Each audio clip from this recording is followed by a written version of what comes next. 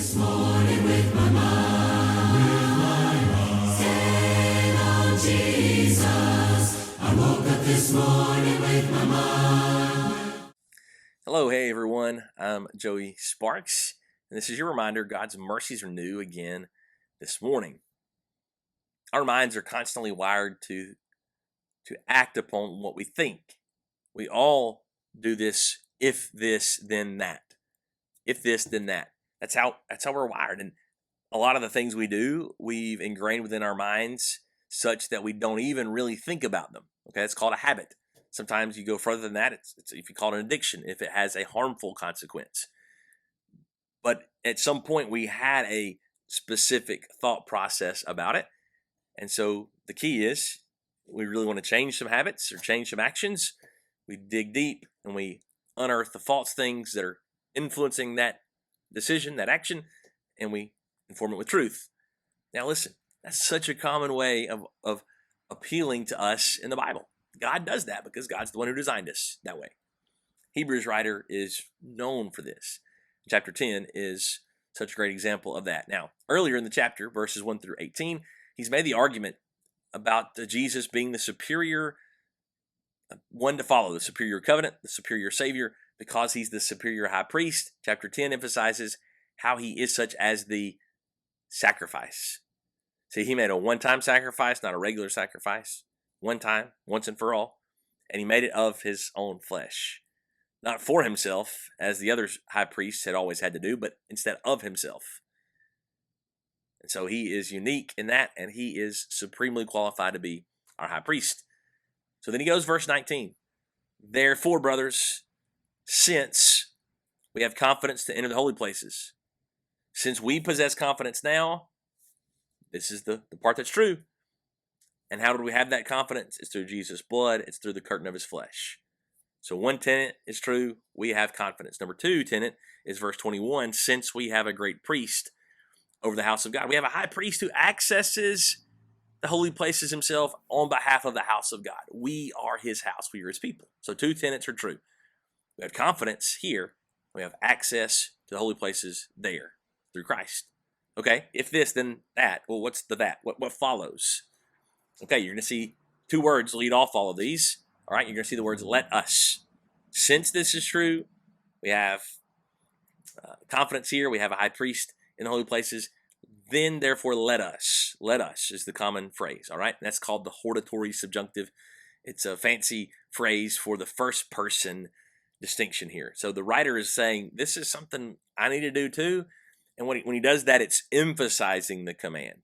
Okay, he's not just telling them, you need to do this. He's saying, we should all be doing this. It's emphatic. So here they are. Number 22, verse 22, let us draw near with a true heart with full assurance of faith. That's the inward, personal, emotional aspect of worship. We're drawing near with an attitude of worship. Number 2, verse 23, let us hold fast the confession of our hope without wavering. That's the outward aspect of our worship. We're proclaiming Jesus Christ as Lord when we worship. Now that one's especially important for these Christians in the first century because they're tempted to fall away. They're tempted to hide that they're committed to Christ. Nope, you got to confess him. You got to do it. You got to do it publicly. You got to do it without wavering. Number 3, verse 24. Here's the corporate aspect of worship. We draw near to God inwardly. We speak out for God, speak up for God in worship outwardly, and then we draw near together corporately, meaning we come together. And when we do that, it's considering how to stir up one another to love and good works. So think, dwell, be intentional about when you come together. It's for the purpose of honoring God, but also for building up others. Guess what? There's a prerequisite, verse 25. In order to stir up one another to love and good works, and really this applies to the previous two statements too.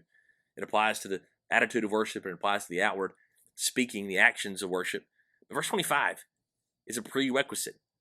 Not neglecting to meet together, as is the habit of some, but encouraging one another. You hear that? You can't fulfill this. You can't meet this let us command without meeting together. And don't miss this. The opposite of neglecting, or the opposite of forsaking, at least according to this verse, is not attending. It's not just merely showing up, filling a pew. It is encouraging, but encouraging one another. So it's a strong passage, because what he's saying is, if you want to see your dedication to a risen Savior, to a high priest that's supremely qualified, examine your worship. Are you drawing near with a true heart? Are you drawing near with bold, unashamed words and confessions? And are you building up others through love and good works, stirring them up to love and good works? Or are you satisfied with neglecting, forsaking? That's the measurement of how you understand and appreciate the sacrifice of Jesus, or not. It's a strong warning, because everything is on the line. That's what he's going to get to in the verses that follow. If we understand what the retribution, the punishment was of the covenant before, what happens when it's the blood of his precious son that is profaned? That's why we must not throw away our confidence, as he will say in verse 35. You have a need of endurance. Why? So that when you have done the will of God, you may receive what is promised. Christ did the will of God, and he provided this way to us. We must do the will of God to obey him. What a powerful, powerful, beautiful chapter. Challenges us, but in doing so, it propels us on to greater faithfulness to Christ the Son. We thank you so much for your time today. It's our prayer God's timeless word will be your meditation all day long. I woke up this morning